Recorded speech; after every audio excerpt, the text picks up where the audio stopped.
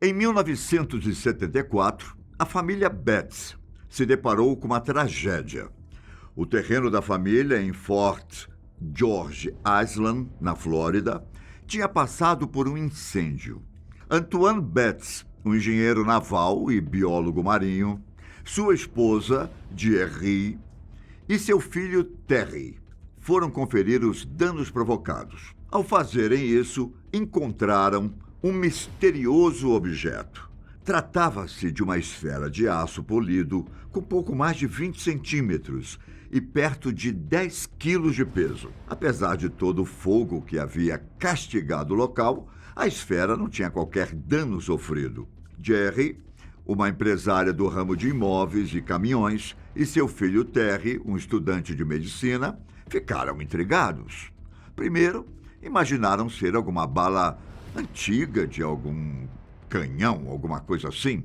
Porém, balas costumavam ser de ferro ou pedra, não de aço.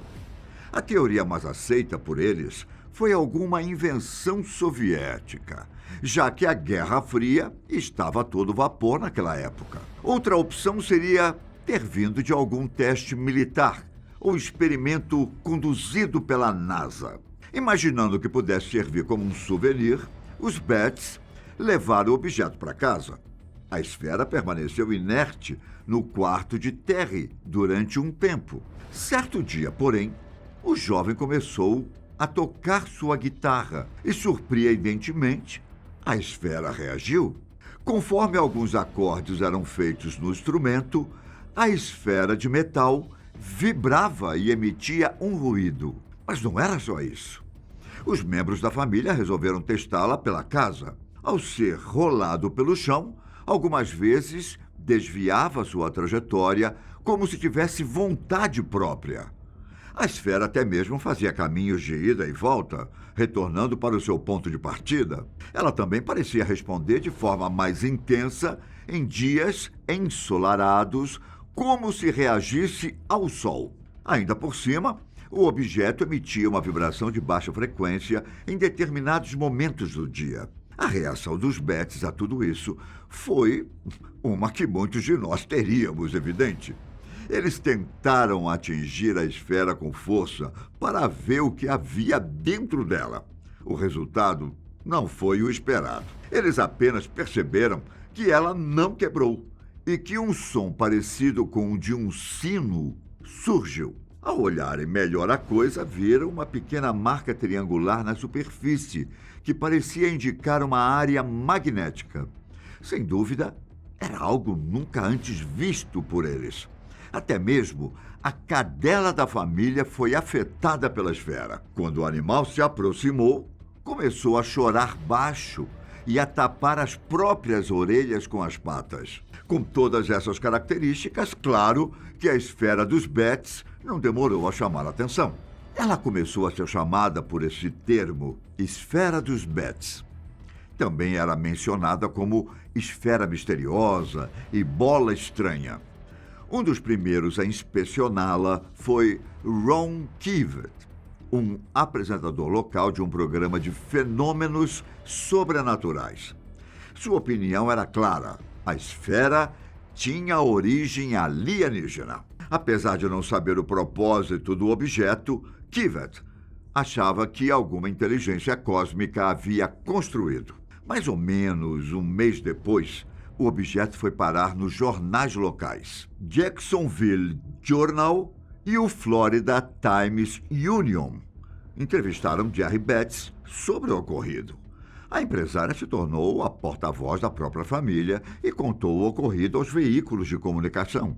Com o medo dos soviéticos e a obsessão pelos OVNIs eram imensos naquela época, as teorias de conspiração cresceram e se espalharam. A história da bola alienígena se tornou conhecida em todos os Estados Unidos, como também internacionalmente.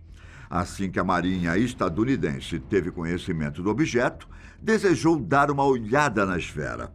Jerry assinou um contrato com a Marinha para que o orbe fosse inspecionado na estação naval de Mayport.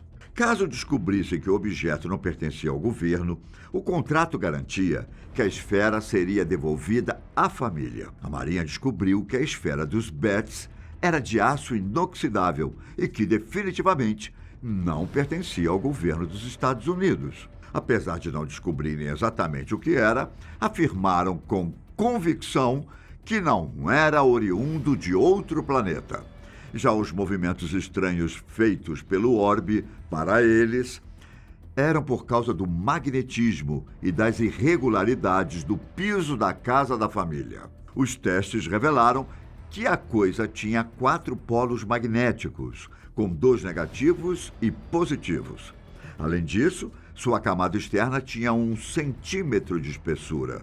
Raios-X mostraram que no interior da esfera havia 2 peças redondas. O campo magnético ao redor da esfera emitia ondas de rádio também. Só que, apesar de tudo, a Marinha constatou que o orbe não era radioativo ou explosivo.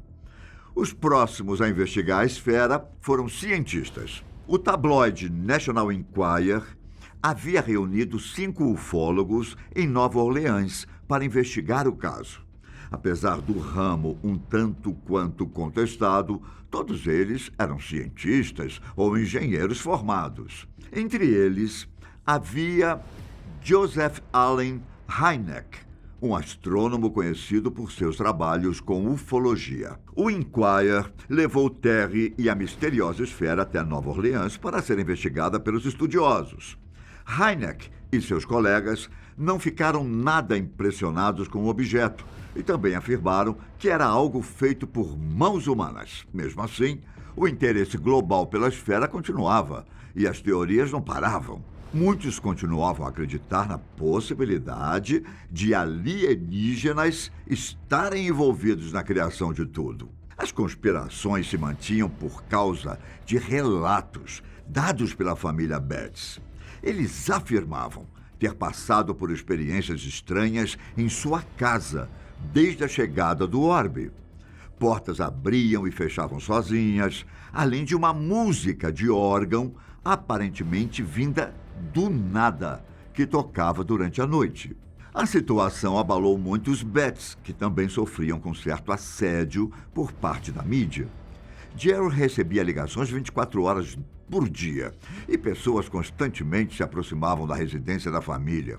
Após 1 ano e meio de exposição, os Betts simplesmente pararam de falar sobre a esfera e abandonaram a mídia. Com o tempo, o público geral se afastou do caso devido à falta de novidades.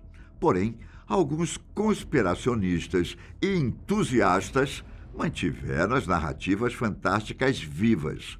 Outras teorias surgiram e alguns falaram que a esfera de Betts continha elementos mais pesados do que qualquer um na Terra. Sites chegaram a dizer que se o objeto fosse aberto, explodiria como uma bomba atômica. Claro que tudo isso sem qualquer embasamento. Felizmente, surgiu uma explicação bastante plausível para todo o caso. Um entregador se deparou com uma escultura no Novo México que tinha esferas semelhantes. A obra pertencia ao artista James Jones, que fez várias bolas metálicas. Ele tinha viajado pelos Estados Unidos em busca de restos de metal para suas esculturas e, em uma oportunidade, conseguiu várias válvulas industriais de um amigo seu, dono de uma fábrica. Essas válvulas possuem esferas metálicas em seu funcionamento, que ajudariam Darlin Jones em suas obras. Em 1971, o artista estava dirigindo por Jacksonville com algumas dessas bolas presas no teto do carro. Por algum motivo, as esferas se soltaram e rolaram pela estrada. Darlin Jones não conseguiu recuperar todas e, adivinhe, uma delas foi parar no terreno dos Betts. Em 1974, após o incêndio, ela foi descoberta. O artista falou que a rolagem estranha da esfera e seus ruídos eram devido a perfurações feitas nela. As companhias furavam o objeto e os pedaços resultantes acabavam presos dentro da esfera. Esses pedaços, muito provavelmente, eram os dois objetos vistos nos raios-x aplicados na esfera dos bets. Eles produziriam tanto barulho ao reagirem com o som e a vibração, quanto alterariam o centro de gravidade da bola. Era por isso que ela girava e fazia trajetos tão estranhos. Já os demais fatos sobrenaturais e aparentemente inexplicáveis surgiram na mente dos bets. Influenciados pelo medo dos soviéticos e dos alienígenas, eles sofreram peças pregadas por suas próprias mentes. Os conspiracionistas e o assédio constante da mídia, com certeza, conturbaram ainda mais a mente dos bets. Ao que tudo indica, não passava muito de uma bola de metal perdida. Só isso.